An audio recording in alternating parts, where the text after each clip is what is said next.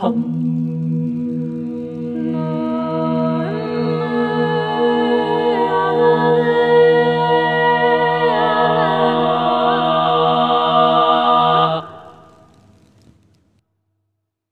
bonjour tout le monde. Je reviens vers vous pour une petite météo astro du mois de mai 2024.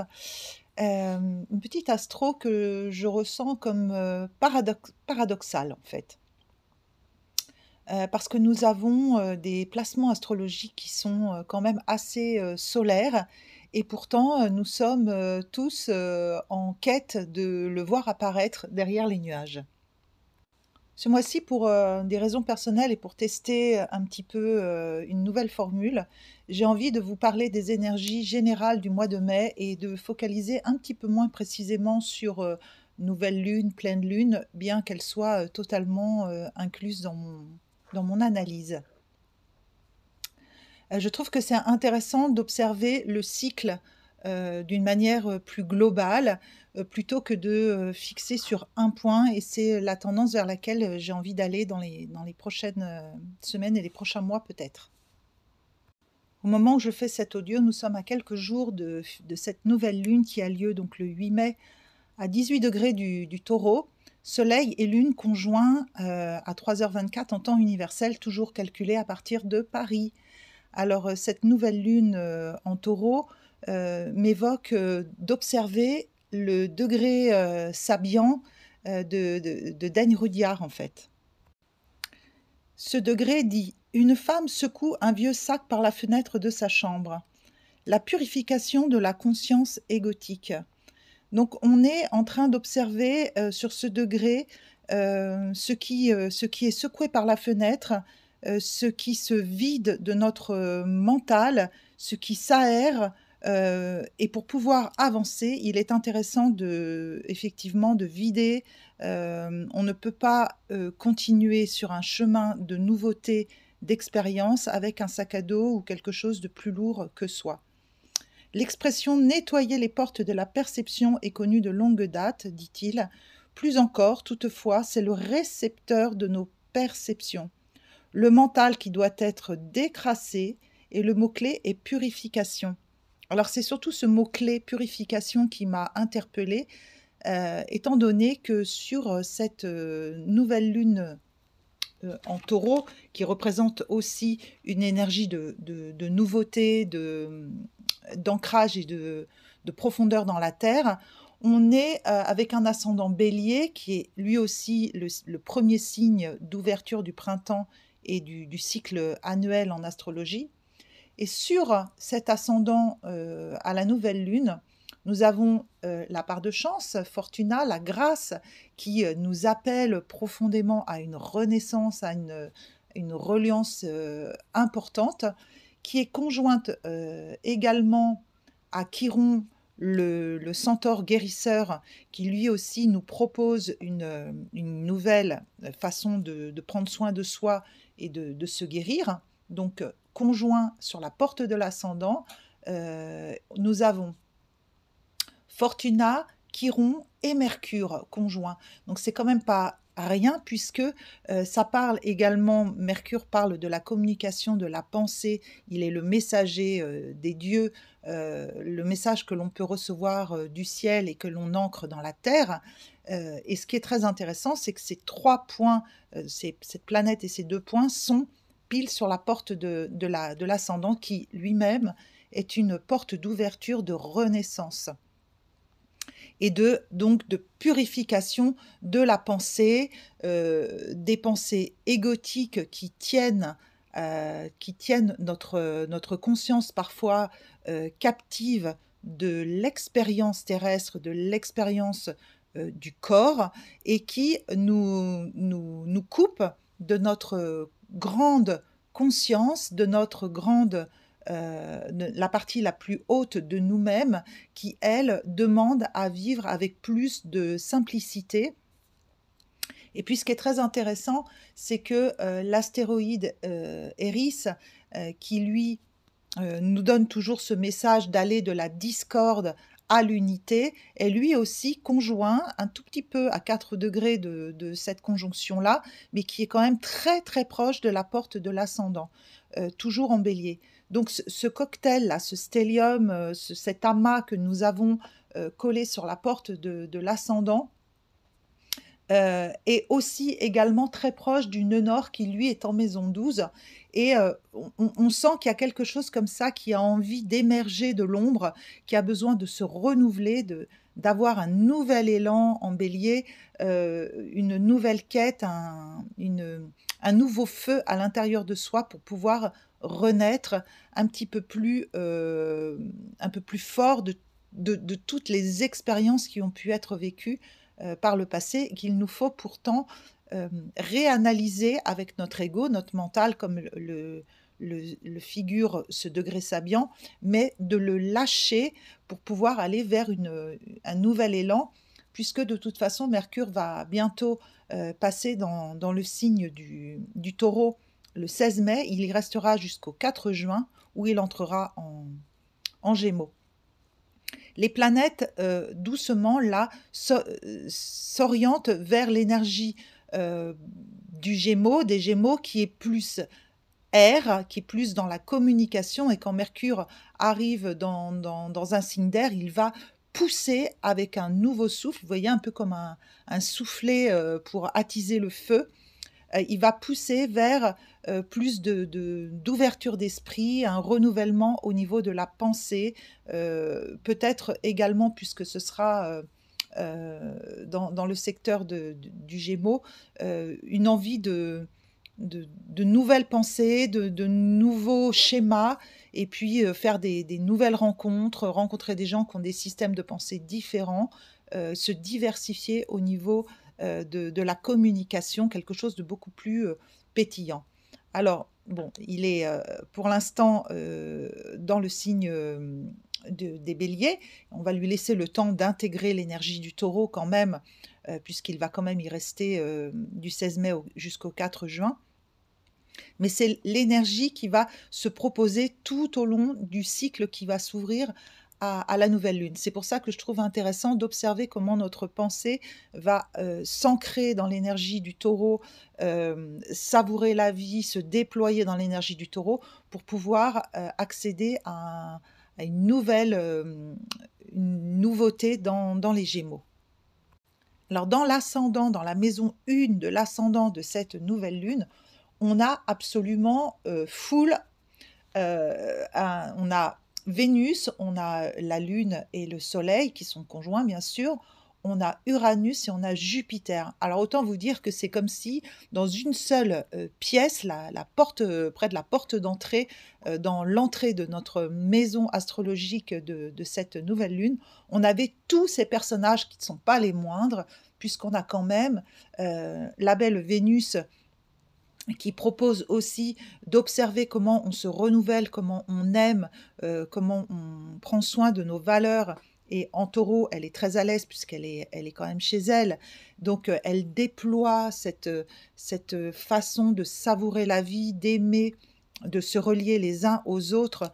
Et elle est quand même le premier degré de la façon dont on s'incarne profondément dans la terre du taureau. Et quelque chose de très nourrissant, nourricier, maternel, fraternel, soror aussi, dans cette Vénus en taureau. Et comme elle est en maison 1, elle impulse un renouveau dans l'ouverture de ce cycle. Alors, il y a le Soleil et la Lune qui sont conjoints donc sur ce 18e degré qui propose une purification dans la terre du taureau, un renouveau en maison 1 de ce cycle. Et puis, comme le Soleil et la Lune, bon, la Lune avance rapidement, mais la Vénus qui avance va rejoindre le Soleil, elle va se retrouver en conjonction avec lui, puis tout ce petit monde va se retrouver en conjonction avec Uranus et avec Jupiter. Donc on a comme là une concentration progressive qui se densifie autour des énergies d'Uranus et de Jupiter en taureau. La conjonction Uranus-Jupiter qui a eu lieu le mois dernier va continuer, va se déployer, va se détendre, mais elle intensifie quand même cette proposition d'un renouveau, puisque on peut sentir quand même les points communs qu'il y a entre Uranus et Jupiter. C'est ce besoin de renouveau, de grandeur, d'espace, de renouvellement également. Et comme ils sont en maison 1, bon, bah, on a vraiment un message qui est extrêmement appuyé et fortifié. On a également, avec ce soleil qui illumine cet espace de la maison 1 et cette conjonction Jupiter-Uranus, on a un double foyer, un double soleil comme un phare puissant qui éclaire cette énergie du taureau et qui appuie sur le message d'Uranus et de Jupiter. Donc un déploiement enthousiaste, solaire. On a énormément d'énergie, de potentiel, de joie, de renouvellement, de créativité, également de rébellion, une envie de se recréer, comme si on n'en pouvait plus aussi de rester enfermé dans des vieilles choses, des vieux schémas qui ont été totalement travaillés dans l'énergie du Capricorne avec un Pluton qui a beaucoup, beaucoup travaillé sur les vieux schémas. Et donc, on se retrouve comme ça avec une poussée de feu à l'intérieur de soi, puisque ça sort du bélier, c'est dans le taureau, et ça va s'enflammer, notamment dans l'énergie des gémeaux, puisque l'air et le feu s'attisant, il va y avoir comme je le disais, là, un grand souffle de renouveau qui va pouvoir se déployer courant à la fin du mois de mai et courant juin. Donc, les gémeaux vont être extrêmement favorisés, et tous ceux qui ont des placements en gémeaux vont pouvoir ressentir comme ça quelque chose qui va s'activer profondément dans leur thème de naissance. Donc on a Jupiter qui va rentrer en gémeaux le 26 mai. Donc à partir de là, l'énergie va changer, et ça j'en parlerai sur le mois suivant, puisque on va quand même pas on va pas préméditer trop, mais ça va nous envoyer comme ça dans une vibration plus aérienne. Le Soleil sera conjoint à Uranus le 14 mai et donc activera la conjonction Jupiter-Uranus. Alors le 14 mai, c'est comme un jour un petit peu spécial, puisque quand les soleils et les planètes puissantes se rejoignent, quand le Soleil passe sur des planètes puissantes comme ça, on a vraiment une proposition très, très intense. Donc autour du 14 mai, il peut y avoir des coups d'éclat, des coups de génie, des envies de se renouveler vraiment très très puissantes. Et le Soleil rentrera ensuite en Gémeaux le 21 mai. Vénus, elle, entrera en Gémeaux le 24 mai. Donc là, jusqu'à cette pleine lune qui aura lieu le 23, on a les planètes qui travaillent encore dans l'énergie du taureau pour nous apporter ce message avec Vénus d'amour, avec le soleil de joie, d'atomes de joie qui pétillent à l'intérieur de nous aussi. Et comme ils se suivent, eh bien, on a une concentration très puissante d'énergie. C'est très joyeux en fait. Et si on sait s'en saisir au-delà de ce qui nous travaille individuellement dans cette maison 1, parce que lâcher les vieux schémas, se renouveler, se purifier, c'est quand même pas si simple. Il y a une conscience profonde à mettre sur cet acte de renaître. Voilà, une vraie renaissance est possible et proposée dans la joie, dans la spontanéité de cette conjonction Uranus-Jupiter, pour ouvrir à des plus grands espaces qui nous appellent, des aspirations, et avec ce Mercure qui soutient dans cet espace-là, ça peut vraiment concerner des idées de génie et une envie de voyager aussi avec ce Jupiter, une envie de partir dans des espaces plus lointains. Ça peut être en nous, dans nos pensées, mais ça peut être aussi dans nos pieds. On ne va pas oublier la planète Mars quand même, qui est une partie très yang, d'action, et puis d'ancrage aussi dans la matière. Il ne faut pas oublier quand même Mars, c'est un dieu d'action, un dieu de guerre, qui est conjoint bientôt au nœud nord. Alors, ce que ça va proposer, pour moi, c'est à mon avis quelque chose d'assez fort, parce que là où Mars passe, pourquoi j'avais cette citation stupide qui dit tout trépasse. Donc, c'est pas, j'espère pas vraiment que ça s'incarne de cette façon-là, mais je ressens quand même quelque chose d'assez fort dans l'action qui va soutenir notre projet d'incarnation, le fait qu'on se réaxe comme ça dans ce moi-je, qu'il nous est aussi demandé de lâcher du point de vue de l'ego, mais qui est quand même très très activé par ce Mars sur le nœud nord. Mars sur le nœud nord, ça peut déclencher je sais pas, je sens comme quelque chose de l'ordre d'une pétaudière, quelque chose de puissant là qui vient bouger. C'est un peu aussi la mèche qui s'allume. Donc il sera autour du 19-20 mai, conjoint au nœud nord, donc à observer comment à l'intérieur de soi, chacun, notre envie de se réaxer dans notre axe de vie va se mettre en place et comment ça peut se passer d'un point de vue mondial, international, de peut-être essayer autour du 19-20 mai de rester bien centré, de ne pas activer les parts rebelles guerrières en nous pour pouvoir rester pacifique face à ce qui nous est proposé. Donc j'ai observé aussi qu'à la nouvelle lune, donc l'ouverture du cycle, la proposition qui va nous accompagner pendant tout le mois de mai, c'est que à nouveau, il y a deux signes qui sont interceptés dans cette nouvelle lune. C'est toujours l'axe Poisson-Vierge. Et à nouveau, c'est pas la première fois, dans cet axe, qui est quand même un axe qui nous parle de nettoyage, de guérison, de corps, de quotidien, de travail et également en maison 12, puisque c'est dans la maison 12, de maladies, d'embûches, d'hôpital, d'enfermement, d'emprisonnement. Et dans cet axe, nous avons quand même Saturne et Neptune qui sont dans la maison 12, donc il y a des liens profonds au niveau de la spiritualité, de prendre soin de notre prise de responsabilité également, de tous ces freins qu'on peut avoir à l'intérieur de nous, tous ces emprisonnements dans lesquels on peut tourner encore, qui se nettoient. Donc on sent quand même cette purification qui se fait très profondément dans l'inconscient collectif et dans nos expériences personnelles. Neptune, très belle étoile qui veille sur cet espace-là, est comme encore noyée en Poisson, en maison 12, elle est chez elle. Donc cette Neptune, elle est diluée, elle est toujours, elle agit de façon très profonde, très sourde en nous.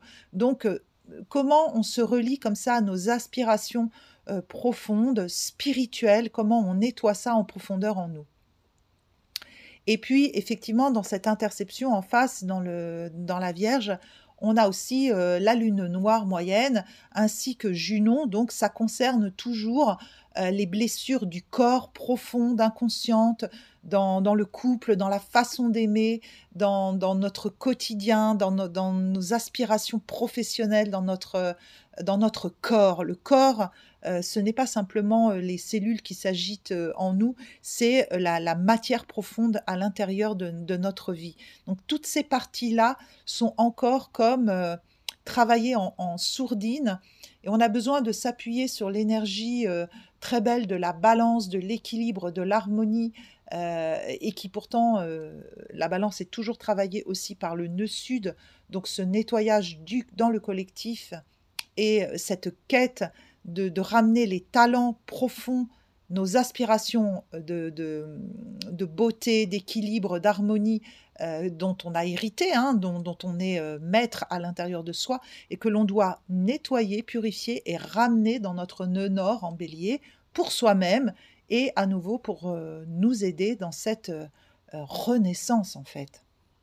Je sens que cette nouvelle lune, elle nous parle vraiment de fécondation d'un nouveau cycle, de quelque chose qui pourrait être un peu soudain, un peu rebelle, qui va activer notre foi, notre spiritualité, beaucoup de chaleur, de joie, d'enthousiasme, peut-être un peu de démesure, et d'aller observer quelles sont les opportunités, les chances que le grand bénéfique qu'est Jupiter peut apporter dans ce nouveau départ.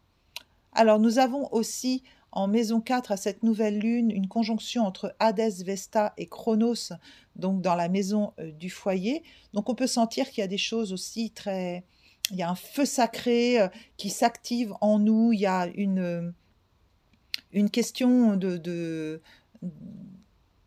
prendre le temps avec Chronos, d'aller observer encore toutes les ombres avec Hadès en Cancer. Donc c'est vraiment Cancer, c'est la maison 4 et la cuspide est donc la cuspide de la maison 4 est donc en Cancer. Donc c'est comme un double message qui nous demande d'aller observer comment à l'intérieur de notre ventre, dans nos schémas féminins maternels, on peut aller déloger encore tous les miasmes, toutes les anciennes contraintes qui viennent des profondeurs et qui ne nous seraient plus utiles pour notre nouveau foyer, nos nouvelles bases, ce qu'on a envie on a envie d'avancer, on a envie de créer du nouveau, on a envie de se renouveler, mais faut jamais oublier que les polarités fonctionnent toujours ensemble, qu'il n'y a pas d'ombre sans lumière et inversement, et qu'on ne peut pas observer les choses que d'un seul point de vue, qu'il nous faut faire une vision périphérique, et même s'il est bon d'observer de façon focale les choses, c'est bien aussi de se placer dans un contexte général. Et je reviens sur le message d'Eris qui nous demande d'aller de la discorde à l'unité. À un moment, il est bon quand même de faire la paix, de pacifier les choses. Et ce cycle, il nous propose quand même de nous déployer, de nous déposer en taureau dans la saveur de vivre, de profiter, d'enclencher des choses nouvelles, mais de ne pas oublier quand même de profiter de l'instant présent, de savourer ce printemps et d'appeler le soleil dans notre cœur, de profiter de tout ça. Donc, je pense que Pluton, qui passait en mode à nouveau de rétrogradation le 2 mai, va revisiter le 29e degré du Capricorne du 2 septembre au 20 novembre, où il repassera en Verseau pour rester jusqu'en mars 2043, où il rentrera en Poisson.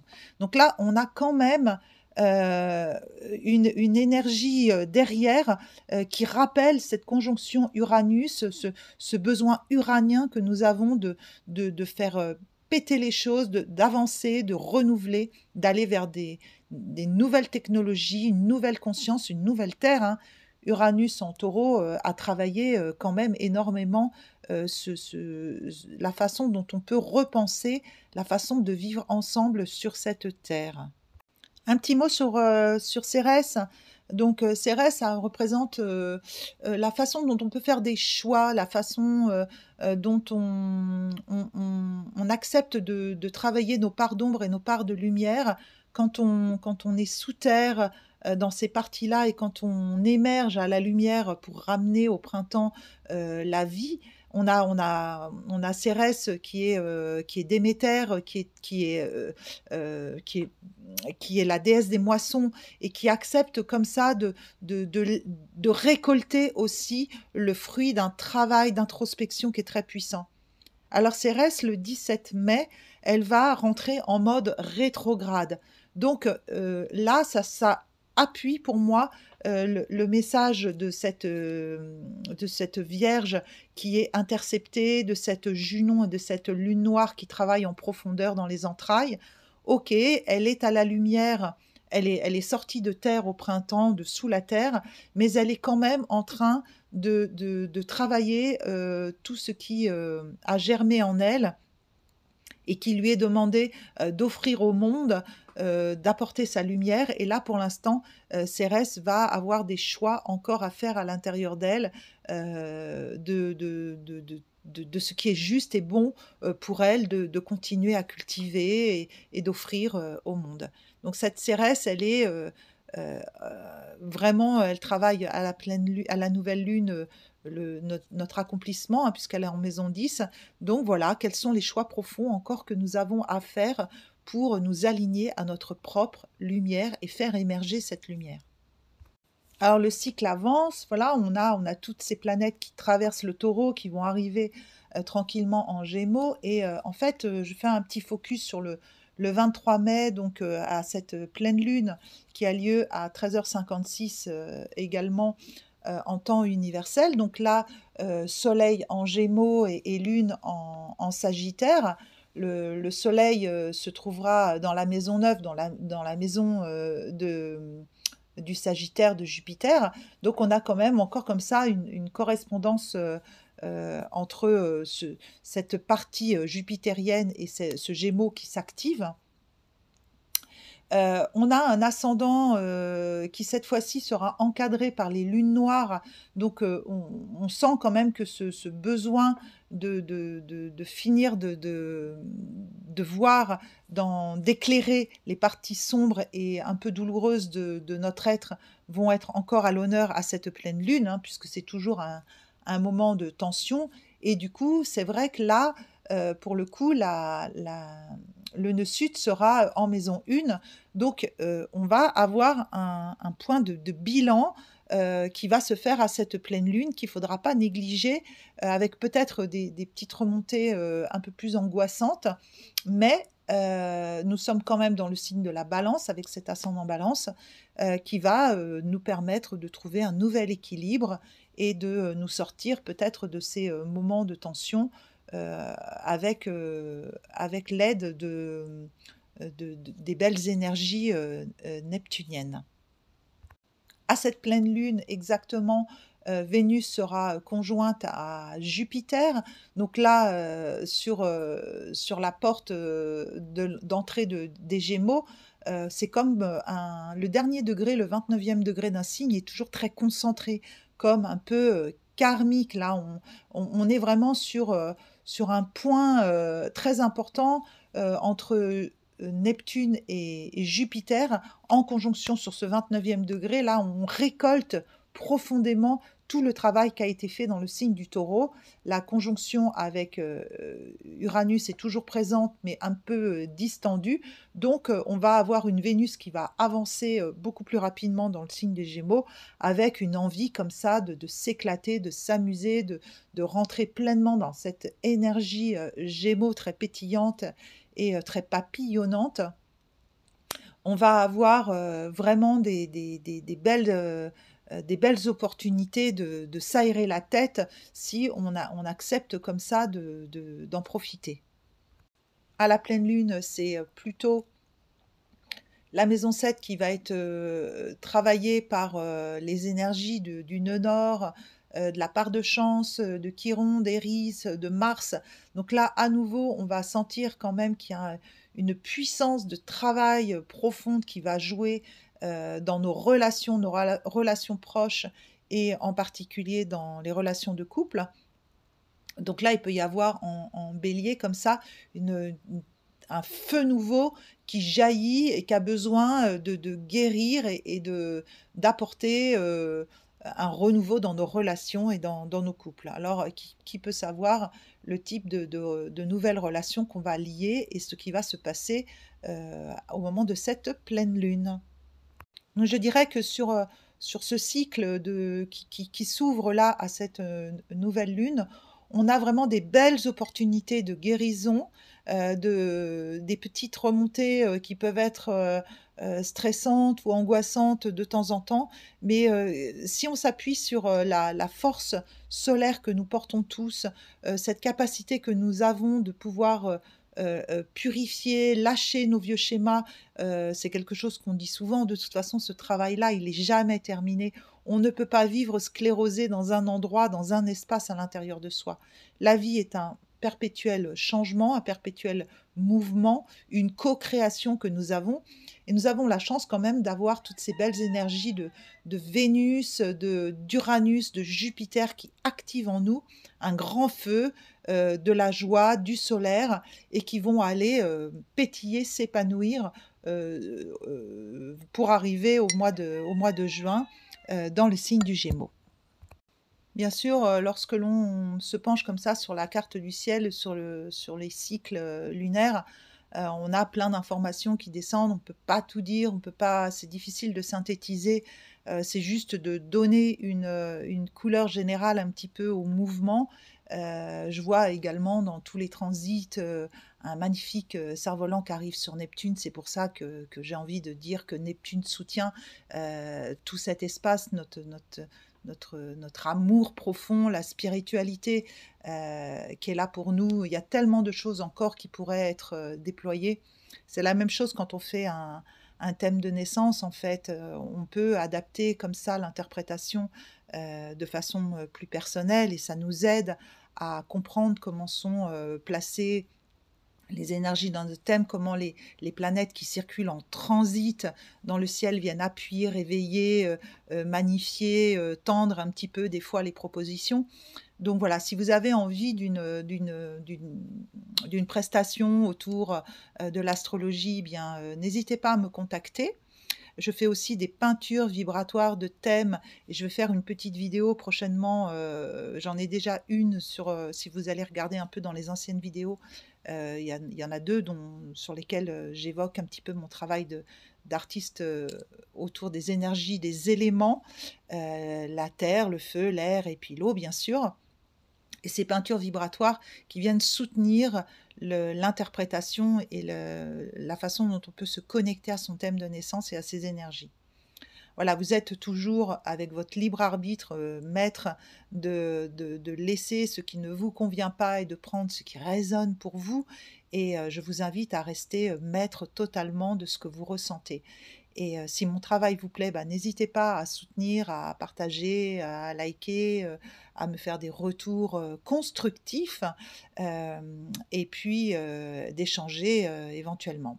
Voilà, bah, je vous souhaite une belle entrée dans ce cycle nouveau, très joyeux et solaire de cette nouvelle lune, et je vous dis à bientôt pour de nouvelles aventures.